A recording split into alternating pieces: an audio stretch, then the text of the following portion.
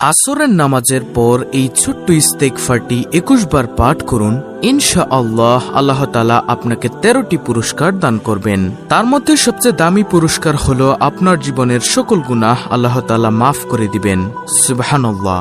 এছাড়াও আরো ১২টি গুরুত্বপূর্ণ পুরস্কার আল্লাহ তাআলা আপনাকে দান করবেন। প্রিয় দর্শক, একজন মুমিন মুসলমান হিসেবে ভিডিওটি আপনার জন্য খুবই গুরুত্বপূর্ণ, কারণ আমি বিশ্বাস করি যে ব্যক্তি চায় তার গুনাহকে ক্ষমা করাতে, যে ব্যক্তি আল্লাহ তাআলাকে ভালোবাসে, সে আজকের ভিডিওটি সম্পূর্ণ দেখবে এবং এইখান থেকে ইস্তেগফারের এই আমলটি শিখে পরবর্তীতে সে সুন্দরভাবে আসরের নামাজের পর এই ইস্তেগফারের আমলটি পাঠ করবে। ইনশাআল্লাহ আল্লাহ তাআলা তাকে ১৩টি পুরস্কার দান করবেন। সবচেয়ে বড় পুরস্কার দান করবেন সেটা হলো তার জীবনের সকল গুনাহ ক্ষমা করে দিবেন। আল্লাহু আকবার। এবং পূর্ববর্তী গুনাহের সমপরিমাণ নেক তার আমলনামায় যোগ করে দিবেন ইনশাআল্লাহ। তাহলে চলুন আলোচনা শুরু করা যাক। প্রিয় দর্শক, এই জীবনেতে গুনাহের কাজ আমরা কম করলাম না। এই গুনাহ করার সত্ত্বেও একটি দিনও আমরা ২ ফোঁটা চোখের পানি ফেলে আল্লাহর দরবারে কোনোদিন বলিনি যে, হে মাবুদ, তুমি আমাদের জীবনের সকল গুনাহ ক্ষমা করে দাও। অথচ একটি পাথর কোনো গুনাহ না থাকার সত্ত্বেও সে কাঁদতে কাঁদতে একেবারে চোখের পানি দিয়ে নহর বানিয়ে ফেলেছিল। হযরত মুসা আলাইহিস সালাম একদিন এক ময়দান দিয়ে যাচ্ছেন। পথিমধ্যে যাওয়ার সময় তিনি দেখলেন একটি পাথরের মধ্য থেকে কান্নার আওয়াজ আসছে। তখন তিনি ওই পাথরকে জিজ্ঞাসা করলেন, হে পাথর, তুমি কেন কাঁদো? অনেকে প্রশ্ন করবে, পাথর আবার কিভাবে কথা বলে? প্রিয় দর্শক, আল্লাহ তাআলা যদি চায় সকল কিছুই সম্ভব। আল্লাহ তাআলা যদি না চায় কোনো কিছুই সম্ভব না। তখন পাথর বলল, হে নবী মুসা, আমি শুনলাম আল্লাহ তাআলা মানুষ আর পাথর দিয়ে জাহান্নামের আগুনকে প্রজ্বলিত করবেন। আপনি তো আল্লাহ তাআলার সাথে কথা বলেন, আপনি একটু আল্লাহ তাআলার কাছে বলে দিয়েন আল্লাহ তাআলা যেন আমাকে মাফ করে দেয়। তখন মুসা আলাইহিস সালাম আল্লাহ তাআলার দরবারে চলে গেলেন। তিনি সকল কথা বললেন, কিন্তু এই কথাটা, পাথরেরই কথাটা বলতে ভুলে গেলেন। তখন তিনি ফিরে আসার সময় আল্লাহ তাআলা তো সকল কিছুই জানেন। আল্লাহ তাআলা ডাক দিয়ে বলেন, হে মুসা, তোমাকে না একটি পাথর বলেছিল আমার কাছে কিছু বলতে? তখন তিনি বললেন, অর্থাৎ নবী মুসা বললেন, হ্যাঁ মালিক, আমি ভুলে গিয়েছিলাম। একটি পাথর আমাকে বলেছিল আপনি যেন তাকে জ্বালানোর পূর্বে তাকে মাফ করে দেন।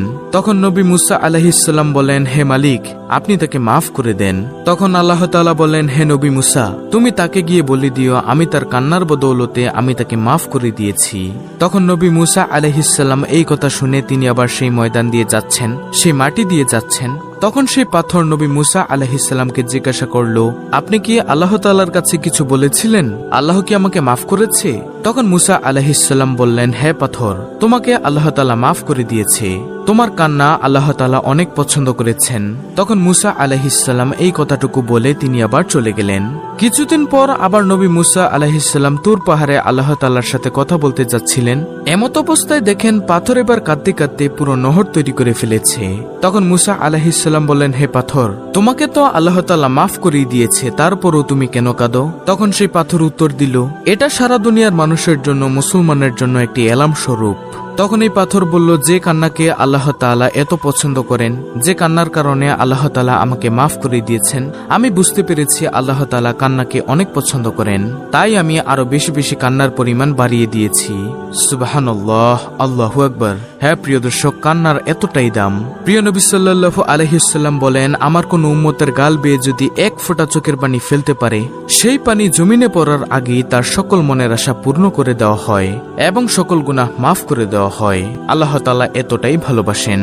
হাসরের ময়দানে যখন জাহান্নাম দৌড়িয়ে আসবে সমস্ত গুনাহগারকে ধ্বংস করার জন্য, তখন আল্লাহ তাআলা ফেরেশতাদেরকে বলবেন, হে ফেরেশতারা, আগে আমি বিচার কার্য শেষ করে নিই, তোমরা একটু পানি ছিটিয়ে দাও।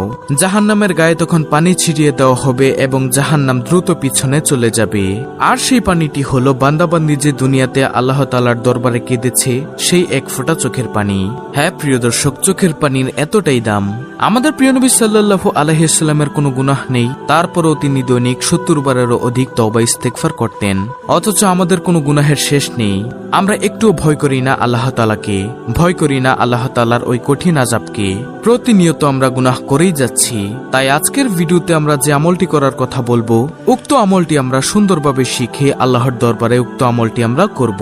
আল্লাহ তাআলা আমাদের সকল গুনাহ ক্ষমা করে দিবেন ইনশাআল্লাহ। নবীজি সাল্লাল্লাহু আলাইহি ওয়াসাল্লাম হাদিসের মধ্যে বলেন, হে আমার উম্মত, তোমরা যদি গুনাহ না করতে এবং গুনাহ করে সাথে সাথে আল্লাহর দরবারে ক্ষমা না চাইতে, তাহলে আল্লাহ তাআলা তোমাদেরকে উঠিয়ে নিত। আল্লাহ তাআলা দুনিয়াতে এমন একদল জাতি প্রেরণ করত যারা গুনাহ করত এবং আল্লাহ তাআলার কাছে সাথে সাথে ক্ষমা চাইত।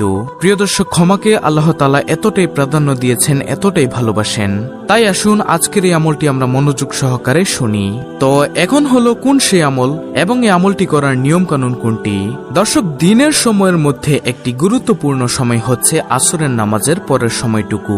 এই সময়ে আল্লাহ তাআলার দরবারে কোনো বান্দা বান্দি যদি কিছু চায়, আল্লাহ তাআলা সাথে সাথে তার আশা পূর্ণ করে দেন। সুবহানাল্লাহ। তো আজকের ভিডিওতে যে আমলটি করার কথা বলবো, আমলটি করার জন্য আপনাকে সর্বপ্রথম পবিত্রতা অর্জন করতে হবে। আর পবিত্রতা হলো ঈমানের অঙ্গ। নবী সাল্লাল্লাহু আলাইহি ওয়াসাল্লামের হাদিস, যে ব্যক্তি অপবিত্র থাকে তার কোনো ঈমান নেই, কারণ পবিত্রতা হচ্ছে ঈমানের অঙ্গ। তারপরে আপনি আসরের নামাজটুকু সুন্দরভাবে আদায় করবেন। তারপর আসরের নামাজ আদায় করার পর সুন্দরভাবে ধ্যানে বসবেন। তারপরে নবী সাল্লাল্লাহু আলাইহি ওয়াসাল্লামের উপর দুরূদ পাঠ করবেন। কমপক্ষে 7 বার দুরূদ পাঠ করবেন। সবচেয়ে ছোট দুরূদ হলো সাল্লাল্লাহু আলাইহি ওয়াসাল্লাম। যেই দুরূদ আপনি পারেন প্রিয় দর্শক, আপনি সেই দুরূদ 7 বার পাঠ করবেন। তারপরে আপনি একটি ইস্তেগফার পাঠ করবেন, আর সেই ইস্তেগফারটি হলো আস্তাগফিরুল্লাহ। খুবই ছোট ইস্তেগফার। সবচেয়ে ছোট ইস্তেগফারটি আপনি 21 বার পাঠ করবেন তওবা করার জন্য। তারপরে আবার নবী সাল্লাল্লাহু আলাইহি ওয়াসাল্লামের উপর দুরূদ পাঠ করবেন 7 বার। এগুলো পাঠ করার পরে এইবার আল্লাহ তাআলার দরবারে মোনাজাত করিয়া সকল গুনাহের জন্য ক্ষমা চাইবেন। চোখের পানি ছেড়ে দিয়ে আল্লাহ তাআলার কাছে কান্নাকাটি করে ক্ষমা চাইবেন আপনার গুনাহের জন্য। আল্লাহ যেন আপনার গুনাহ মাফ করে দেয় এবং সকল মনের আশা যেন পূর্ণ করে দেয়। আল্লাহ তাআলা এই ইস্তেগফারের বরকতে সকল গুনাহ ক্ষমা করে দিবেন ইনশাআল্লাহ। এছাড়াও আপনাকে 13টি উত্তম পুরস্কার দান করবেন। তার মধ্যে সবচেয়ে বড় পুরস্কার যেটা, সেটা আমি ভিডিও শুরুতেই বলে দিয়েছি, আপনার সকল গুনাহ ক্ষমা করে দিবেন। এছাড়াও অন্য পুরস্কারগুলো হলো আপনার দিলের মধ্যে আল্লাহ তাআলা রহমত দান করবেন, গায়বী খাজানা থেকে রিজিকের ব্যবস্থা করে দিবেন, আপনার রিজিকের দায়িত্ব আল্লাহ তাআলাই নিয়ে নেবেন। আমলের মধ্যে আপনার মন বসিয়ে দিবেন, শয়তানের কুমন্ত্রণা থেকে আল্লাহ তাআলা আপনাকে বাঁচিয়ে দিবেন এবং উত্তম নেক সন্তান দান করবেন।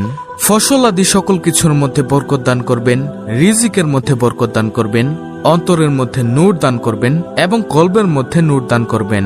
তখন আপনি দেখবেন যত আমল করবেন তত আমলই ভালো লাগে। ওই যে সকল গুনাহ ক্ষমা হয়ে গেছে এবং শয়তান আপনার অন্তর থেকে চলে গেছে, আর তাই আল্লাহ তাআলা আপনাকে এই ফজিলত দান করেছেন।